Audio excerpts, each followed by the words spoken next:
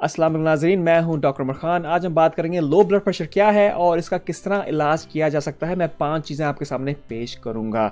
Low blood pressure में क्या हो सकता है? आपका सर चकरा सकता है, आपकी सोच खराब हो सकती है, ये भी लो ब्लड प्रेशर के अंदर हो सकता है। आप हर वक्त थकन महसूस करते हैं, ये भी लो ब्लड प्रेशर में हो सकता है।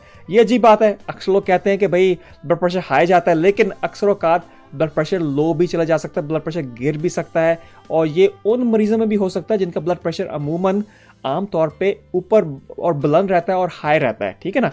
तो ये चंद चीज़ें, 5 चीज़ें आपके सामने पेश करूंगा जो बहुत ही इंपॉर्टेंट है और हर एक के लिए इंपॉर्टेंट है, चाहे उसको लो ब्लड प्रेशर है या नहीं। ये चीज़ें काफ़ी इंपॉर्टेंट हो सकती हैं। तो सबसे पहली चीज़ आपने देखना है कि आप कोई ऐसी दवाई ले रहे हैं जिसकी वजह से आपका ब्लड प्रेशर लो है। यानी कुछ दवाइयाँ ऐसी होती हैं जिनको कहते हैं डाययूरेटिक्स।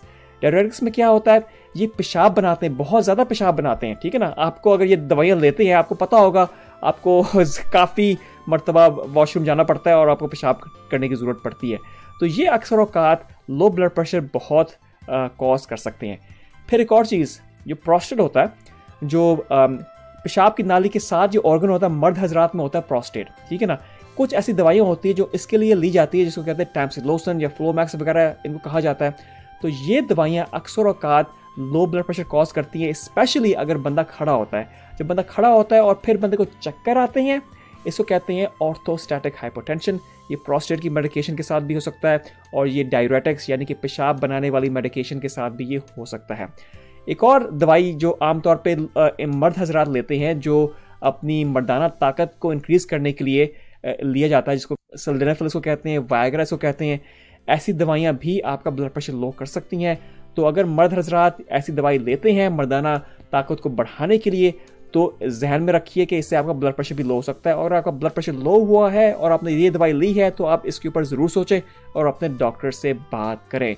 नाज़रीन, अगर आपको किसी भी मेडिकल मसले के बारे में बात करनी है, आपको सांस का मसला है, आपको डायबिटीज़ का मसला है, ब्लड प्रेशर का मसला है, दिल की प्रॉब्लम है, खाने के बारे में पूछना है, तो आप हमारे डॉक्टर से बात करें, माई लाइफ डॉक्टर में जाएँ और डॉक्टर से ज़रूर बात करें। चलिए नाज़रीन, आगे चलते हैं।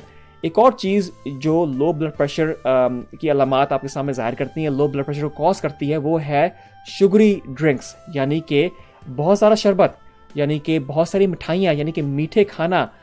इनके अंदर ऐसी चीज़ होती है कि ये आपके सारा जिस्म का खून होता है ना, वो आपके पेट की तरफ ले जाता है। जब आपका सारा जिस्म का खून पेट की तरफ जाता है, इसका मतलब है कि आपके हाथ पैर और दिमाग के अंदर आपके पास खून नहीं है। जब दिमाग के अंदर खून नहीं होगा तो आपको लो ब्लड प्रेशर के सिम्टम्स आपके नुमायाँ हो जाएंगे, ठीक है ना। तो ये बहुत इंपॉर्टेंट है कि हम शुगरी ड्रिंक्स और कार्बोहाइड्रेट से भरे भरे फूड और स्वीट्स वगैरह ये कम खाएं। इससे आपका लो ब्लड प्रेशर हो सकता है। और जो लोग जिनका लो ब्लड प्रेशर है, वो इन चीज़ों से ज़्यादा परहेज़ कीजिए। नाज़रीन, अगर आपको कब्ज़ है, अगर आप कॉन्स्टिपेटेड हैं, तो उसमें क्या होता है कि आप बहुत ज़ोर लगाते हैं। जब आप कॉन्स्टिपेटेड होते हैं, आपको कब्ज़ होता है, तो आप बहुत ज़ोर लगाते हैं। जब आप ज़ोर लगाते हैं तो जो सारा खून है ना, बॉडी के अंदर जो खून है वो आसानी से वापस नहीं आता। जब आपके दिल की तरफ खून नहीं आता, तो दिल इस खून को आपकी पूरी जिस्म में फैला नहीं सकता।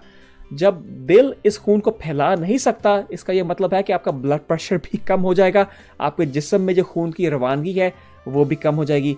जब खून की रवानगी कम हो जाती है तो दिमाग में भी खून नहीं पहुंचता। इससे क्या होता है, आपको लो ब्लड प्रेशर के सिम्टम्स, चकराना, घबराना, थकन महसूस होना, ये आपके ऊपर कैफियत, ये सारी कैफियत आपके ऊपर हावी हो जाती है और ये लो ब्लड प्रेशर का बायस बन सकती है। तो कोशिश करें कि आप कॉन्स्टिपेटेड नहीं रहें, आप दवाइयाँ ऐसी लें या सब्जी वगैरह खाएं जिससे आपकी कॉन्स्टिपेशन और कब्ज़ की कैफियत ये ख़त्म हो जाए।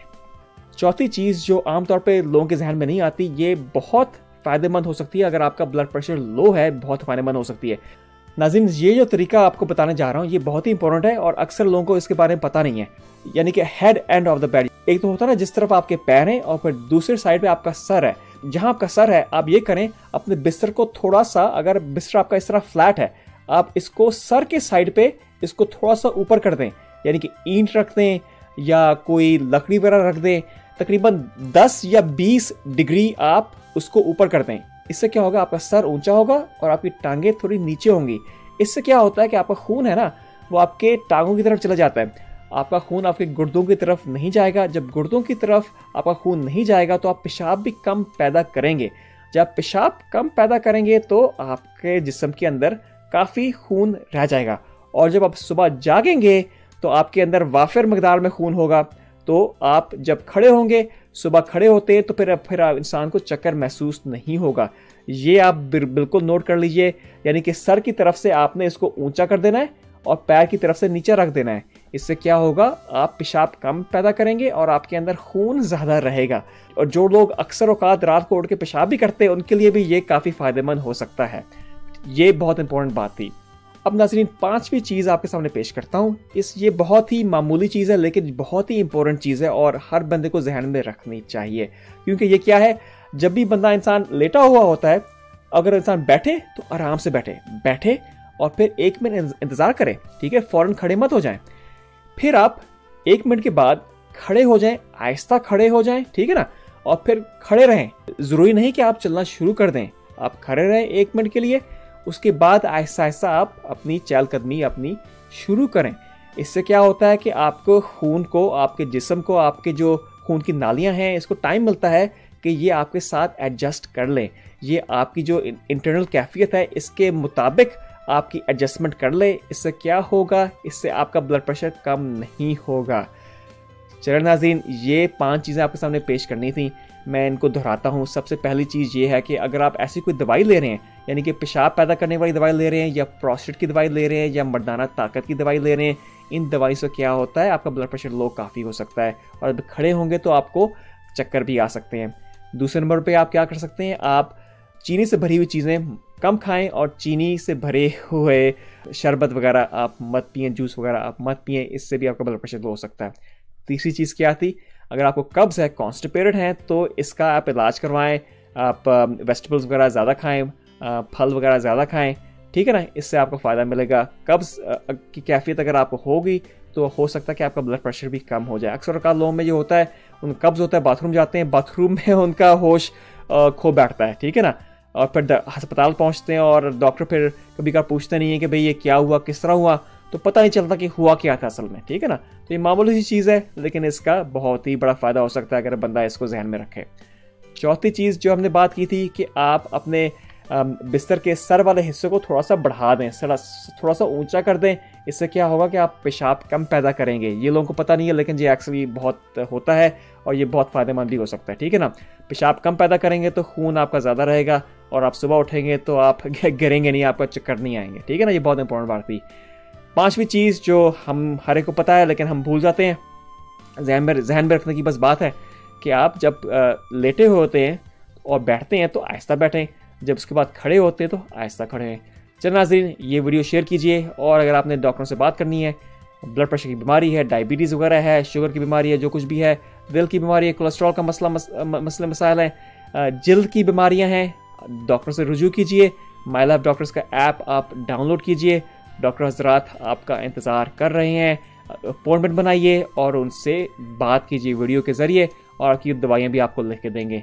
चलिए नाज़रीन, ये आज का टॉपिक था। इंशाल्लाह से दोबारा बात होगी। अगर आप चाहते हैं कि मैं किसी टॉपिक के बारे में बात करूं तो मुझे कमेंट्स में डालिए। चलिए नाज़रीन, इस वीडियो को शेयर करना मत भूलिए, हो सकता है किसी और का फ़ायदा हो जाए। बहुत शुक्रिया, अल्लाह हाफिज़। क्या आपने घर बैठे डॉक्टर से बात करनी है? नाज़रीन, मैं हूं doctor Umar Khan. My life doctors एक टेलीमेडिसिन सिस्टम है जहां डॉक्टर आपका इलाज वीडियो के जरिए कर सकता है। डॉक्टर हजरात आपसे सवालों जवाब करेंगे, फिर वो आपको बताएंगे कि आपको क्या बीमारी है और फिर उसका इलाज भी आपको बताएंगे। और अगर दवाई की जरूरत है तो दवाइयाँ भी लिख के देंगे, और वो दवाई आप खुद फार्मेसी से उठा सकते हैं या हम आपके घर भी पहुंचवा सकते हैं। इसके लिए आप हमारे वेबसाइट पर जाएं www.mylifedoctors.com, और वहां से आप डॉक्टर से कभी भी बात कर सकते हैं, और मुफ्त में आप हमारे मोबाइल एप्लीकेशन भी डाउनलोड कर सकते हैं। You believe the healthcare system is in great shape? I think not. Head over to www.mylifedoctors.com and download the apps. For the links, check the description.